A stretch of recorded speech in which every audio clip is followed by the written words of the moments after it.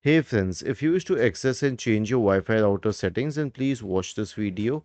I will guide you through the process. So search for command prompt in the Windows search bar and open command prompt. Type ipconfig and hit enter. Now you will find a path here which is the default gateway.